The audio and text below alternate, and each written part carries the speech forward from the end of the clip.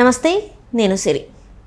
Bollywood actress Kadambari Jethwani కేసులో ముగ్గురు ఐపీఎస్లు అధికారులు అయితే కీలకంగా మారారు. వాళ్ళ మీద రేపో మాపో ప్రభుత్వం వేటు వేయబోతుందని చెప్పేసి వార్తలు వస్తున్నాయి. అయితే దీనికన్నా ముందు లోకేష్ గారి రెడ్ బుక్లో కూడా వీళ్ళ ముగ్గురి పేర్లు ఉన్నాయని చెప్పేసి కూడా మరి వార్తలు వస్తున్నాయి.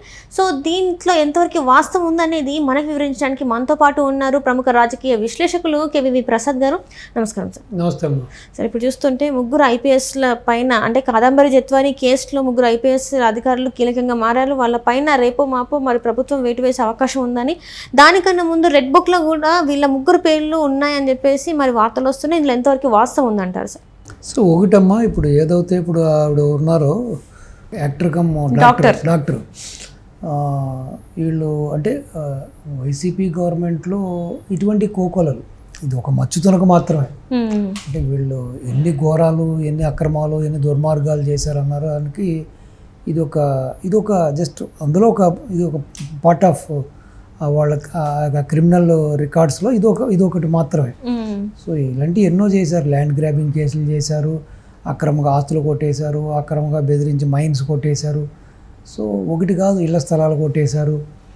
సో ఈ విధంగా ఆ యొక్క ముంబై నటిని కూడా వీళ్ళు ఏ విధంగా ఇబ్బంది పెట్టారన్నది మనం చూసాము. సో దానికి సంబంధించిన ఒక ఏసీపీ ఎవరైతే హనుమంతరావు అనే వ్యక్తి, అలాగే సిఐ సత్యనారాయణ కూడా సస్పెండ్ చేశారు. రెండోది అంటే ఎంత బరి తెగింపు కాకపోతే, అంతకుముందు ఆ విజయవాడ ప్రాంతంలో ఉన్న ఏసీపీ హనుమంతరావు గారు తర్వాత కాకినాడకు మారడం జరిగింది. అక్కడ డిఎస్పీగా వెళ్ళాడు. ఆయన ప్రమోట్ అయ్యి డిఎస్పీగా వెళ్ళిపోయాడు. అండ్ వెళ్ళిన తర్వాత కూడా అసలు ఆయన ఆ యొక్క జ్యుడిషిక్షన్కి రాదు, ఇది ఆయనకి సంబంధించింది కాదు. అయినా సరే అక్కడి నుంచి కాకినాడ నుంచి వచ్చి ఇక్కడికి వచ్చి ఇబ్రహీంపట్నం వచ్చి వీళ్ళని అరెస్ట్ చేసిన తర్వాత వీళ్ళని మళ్ళీ ఇంట్రాగేట్ చేశాడు ఆయన. అంటే చూడండి ఎంత బరి తెగింపు. అంటే వాళ్ళు ఎవరైతే వాళ్ళ మనుషులు ఉన్నారో, ఎవరైతే వాళ్ళకి కావాల్సిన్నారో వాళ్ళ మనుషుల్ని ఏ విధంగా వాడుకున్నారు. ఇప్పుడు మనం ఏదైనా పలానా ప్రాంతంలో ఇప్పుడు ఒక ఎస్ఆర్ నగర్లో ఉన్నామంటే ఎస్ఆర్ నగర్ పోలీస్ స్టేషన్లో రిపోర్ట్ ఇవ్వాలి. అంతేగాని నేను వెళ్ళి ఇంకొక చోట లేకపోతే ఇక్కడ జూబ్లీ హిల్స్ వచ్చో లేకపోతే బంజారా హిల్స్ ఇవ్వడానికి లేదు. వాళ్ళు ఏం చెప్తారు, ఇది మా జ్యుడిషిక్షన్ కాదండి, ఇది మా పరిధి కాదు, మీరు అక్కడే ఇవ్వండి అని చెబుతారు. సో సంబంధం లేనివాడు ఎక్కడో కాకినాడ నుంచి వచ్చి చేశాడు. సో అంటే ఉల్లంఘన అనేది ఏ విధంగా చేశారు, ఏ విధంగా అధికారాన్ని దుర్వినియోగం చేశారు చూశాను నేను.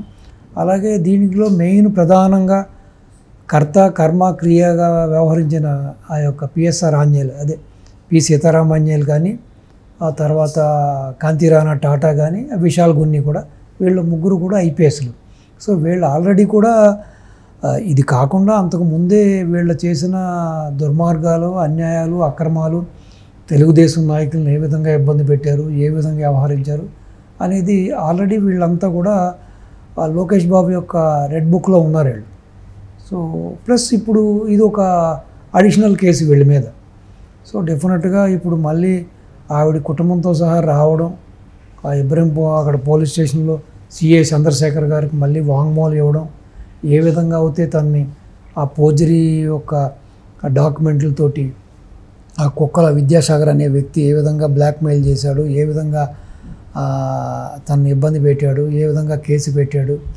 కనీసం కేసు పెట్టినప్పుడు అసలు కనీసం ఒక ప్రిలిమినరీ ఇన్వెస్టిగేషన్, అసలు ముందు ఎఫ్ఐఆర్ నమోదు చేయడానికి అసలు ఏం జరిగింది, ఏంటి, ఇది నిజమా కాదనేది కూడా చేయకుండా ఆగమేఘాల మీద వీళ్ళు కేసులు బుక్ చేసేసారు. ఈ యొక్క ఎవరైతే ఆ యొక్క ఏసీపీ హనుమంతరావు ఉన్నాడో, ఆ యొక్క సిఐ సత్యనారాయణ ఉన్నాడో, పై అధికారులు చెప్పారు, వీళ్ళు చేసేసారు.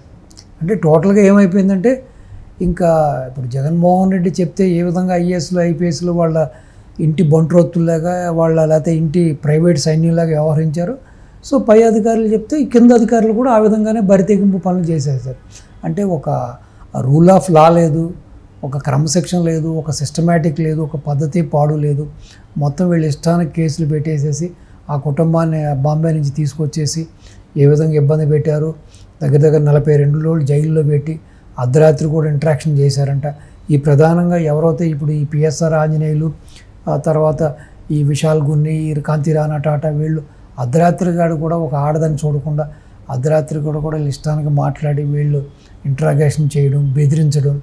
సో డెఫినెట్గా ఇప్పుడు నిన్న ఎవరైతే ఆవిడ యొక్క లాయర్స్ ఉన్నారో పాల్ అండ్ ఉమేష్ చంద్ర గారు ఉన్నారో, ఉమేష్ చంద్ర గారు నాకు బెస్ట్ మిత్రుడు, బాగా పరిచయం నాకు ఆయన కూడా.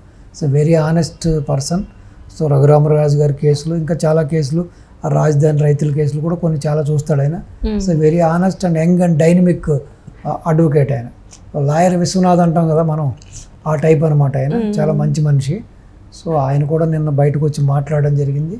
సో మేము చేయవలసిన పని చేసేసాం, ఇవ్వాల్సిన తతంగం అంతా చేసాం. డెఫినెట్గా మాకు ప్రభుత్వం మీద, పోలీస్ శాఖ మీద అయితే మాకు నమ్మకం ఉంది. సో డెఫినెట్గా గౌరవ ముఖ్యమంత్రి గారు, అలాగే గౌరవ హోమ్ మినిస్టరు అనిత గారు, సో ఉన్నతాధికారులు కూడా, మాకు డీజీపీ గారు కూడా న్యాయం చేస్తారని మాకు నమ్మకం ఉంది. కాబట్టి సో డెఫినెట్గా ఆల్రెడీ 2 అధికారులు అయితే సస్పెండ్ అయిపోయారు. డెఫినెట్గా ఈ 3 ఎవరైతే ఉన్నారో, కాంతిరాణా టాటా, విశాల్ గున్ని, ఈ యొక్క పి సీతారామాంజనేయులు కూడా మీద వేటు పడుతుంది అనేది ఖాయం అంటున్నారు. సో డెఫినెట్గా వీళ్ళు కూడా సస్పెండ్ అయిపోతారు. అసలు చూడండి, ఒక ఐఏఎస్ ఐపీఎస్లు కూడా ఈ విధంగా బరి తెగించి వాళ్ళ యొక్క స్వార్థ రాజకీయాల కోసం, కొంతమంది స్వార్థ రాజకీయ నాయకుల కోసం ఈ విధంగా వాళ్ళ విధి నిర్వహణ కూడా వాళ్ళు విస్మరించి ఇటుగా ఒక దేశం కోసం పాటుపడి ఒక ఫ్యామిలీని, సో వాళ్ళ father is a naval commander ఆఫీస్లో చేసిన ఆయన, ప్లస్ ఆవిడ ఆర్బీఐ ఎంప్లాయీ, సో ఆవిడ ఒక డాక్టర్, ఒక యాక్టరు. సో ఈ విధంగా బరి తెగించారంటే ఇంకా సామాన్యులకి ఏ గతి? అసలు ఎటువంటి ఆధారం లేని సామాన్యులకి ఇంక పరిస్థితి ఏంటి? ఆ విధంగానే చాలామంది సామాన్యులు ఈ యొక్క వైసీపీ గవర్నమెంట్ టైంలో సమిధులైపోయారు. సో ఈ రాజకీయ నాయకుల ఒత్తిళ్ళకి, రాజకీయ వైసీపీ అధిష్టానం ఒత్తిళ్ళకి ఎంతోమంది బలిపశువులు అయిపోయారు, ఎంతోమంది ప్రాణాలు పోగొట్టుకున్నారు, ఎంతోమంది ఆస్తులు పోగొట్టుకున్నారు.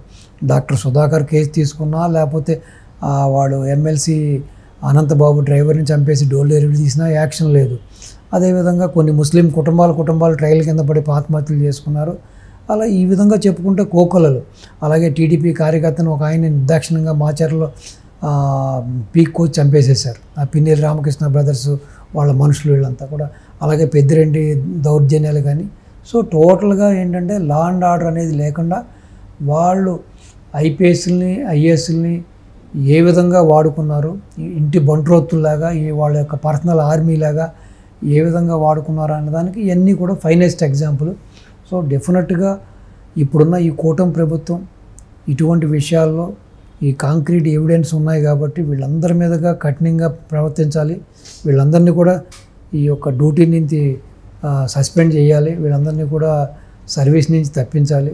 సో రేపొద్దున ఏంటంటే, అమ్మో రేపొద్దున ఇలా తప్పుడు పనులు చేస్తే మనకు కూడా ఇదే గతి అనేది ఆ యొక్క సంబంధిత శాఖలకు సంబంధించిన అధికారులకు కూడా ఒక వార్నింగ్ ఇచ్చినట్టుగాను, ముందుగానే ఒక అలారం మోగినట్టుగా కూడా ఉండాలంటే, సో డెఫినెట్గా ఈ యొక్క వ్యవహారంలో ఇంకా ఫర్దర్గా ఎటువంటి నాన్చుడు లేకుండా, సో డెఫినెట్గా ఎవరైతే ఈ అవినీతి పరులు ఉన్నారో, ఎవరైతే ఈ యొక్క అవుట్ ఆఫ్ ద వే చేసిన ఈ అధికారులు ఉన్నారో, వాళ్ళ యొక్క అధికారాన్ని దుర్వినియోగం చేశారో వీళ్ళందరికీ కూడా కఠినంగా శిక్షించాలని, వీళ్ళందరినీ కూడా సర్వీస్ నుంచి రిమూవ్ చేయాలని చెప్పి, సో మీ ద్వారా గౌరవ ముఖ్యమంత్రి గారికి, గౌరవ హోంమంత్రి గారికి, సంబంధిత ఉన్నతాధికారులకి నేను మనవి చేస్తాను.